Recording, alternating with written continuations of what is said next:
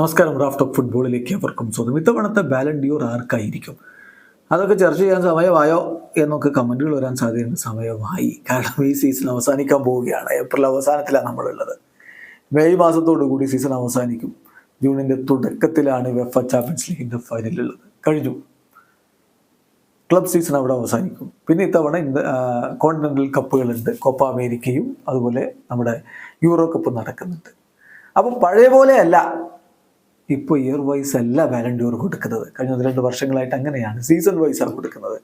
അപ്പോൾ ഇതുവരെയുള്ള പ്രകടനം വെച്ച് ബാലൻ ഡിയോർ നേടാൻ ഏറ്റവും അധികം സാധ്യതകൾ ആർക്കാണ്?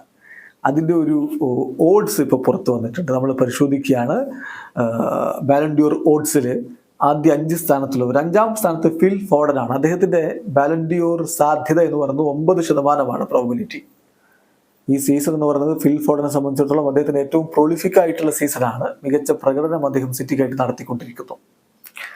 ഇതിൽ ഇപ്പം 4ാം സ്ഥാനത്ത് വരുന്നത് എർലിംഗ് ഹാലൻഡ് ആണ്. 10% അദ്ദേഹത്തിൻ്റെ പ്രോബിലിറ്റി കണക്കാക്കിയിരിക്കുന്നത്. പോയ സീസൺ പോലെ അത്രയൊരു മികവിലല്ല എർലിംഗ് ഹാലൻഡ് എന്ന് എല്ലാവർക്കും അറിയാം. പിന്നെ പരിക്കിൻ്റെ പ്രശ്നങ്ങളൊക്കെ അദ്ദേഹത്തെ വേട്ടയാടിയ ഒരു സീസണാണിത്. 3ാമത് ഹാരി കെയ്ൻ. ഗോളടിച്ച് കൂട്ടുകയാണ് ഹാരി കെയ്ൻ. പക്ഷേ ബയേൺ മ്യൂണിക്കിന് അത്ര വലിയ നേട്ടങ്ങൾ ജർമ്മൻ ഫുട്ബോളിൽ ഉണ്ടാക്കാൻ പറ്റിയിട്ടില്ല. ഇനി ചാമ്പ്യൻസ് ലീഗിൽ എന്ത് സംഭവിക്കും എന്നുള്ളത് കണ്ടറിയണം. 14% അദ്ദേഹത്തിൻ്റെ പ്രോബിലിറ്റി. കിലിയൻ എംബാപ്പയാണ് 2ാമത്, 30% എന്ന് പറയുമ്പോൾ അദ്ദേഹം ഗോളടിച്ചങ്ങ് തിമിർക്കുകയാണെന്നേ. അതിപ്പം ലീഗ് 1-ലാണെങ്കിലും ചാമ്പ്യൻസ് ലീഗിൽ ടീമിനെ സെമിയിലേക്ക് എത്തിച്ച കാര്യത്തിലാണെങ്കിലും ഒക്കെ എംബാപ്പെ മുന്നിൽ നിന്ന് നയിക്കുന്നുണ്ട്. 30% അദ്ദേഹത്തിന് ഇപ്പോൾ പ്രോബിലിറ്റി കാണിച്ചിരിക്കുന്നത്. എന്നാൽ 1ാം സ്ഥാനത്ത് ജൂഡ് ബെല്ലിംഗാം തന്നെ തുടരുകയാണ്.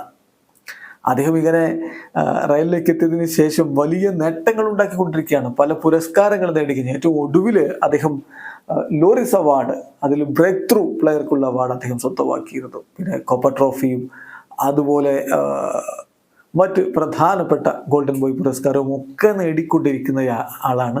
ഇത്തവണ ബാലൻ ഡിയോർ കൂടി കിട്ടി, അതങ്ങ് പൂർത്തിയായി. 33% അദ്ദേഹത്തിന് പ്രോബിലിറ്റി കാണിക്കുന്നത്. ഏറ്റവും അധികം സാധ്യത നിലവിൽ അദ്ദേഹത്തിനാണ്. പക്ഷേ നമുക്ക് ഇത് വെച്ചുകൊണ്ട് മാത്രം ഒരു ഫൈനൽ കൺക്ലൂഷനിലേക്ക് പോകാൻ പറ്റില്ലല്ലോ. കാരണം കോണ്ടിനെൻ്റൽ കപ്പുകളുണ്ട്.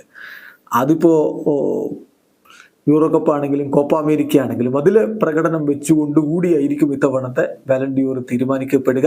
അപ്പോൾ ഇതിലൊക്കെ മാറ്റം വരാൻ സാധ്യതയുണ്ട്. നിങ്ങളുടെ ഒരു ഓഡ്സ് നമ്മുടെ കമൻറ്റ് ബോക്സിലേക്ക് പെടുന്നു. വീഡിയോസ് എനിക്ക് ഫുട്ബോൾ ലോകത്തെ കൂടുതൽ വിശേഷങ്ങളുമായി റാഫ്റ്റ് ഓഫ് ഫുട്ബോൾ എത്താം.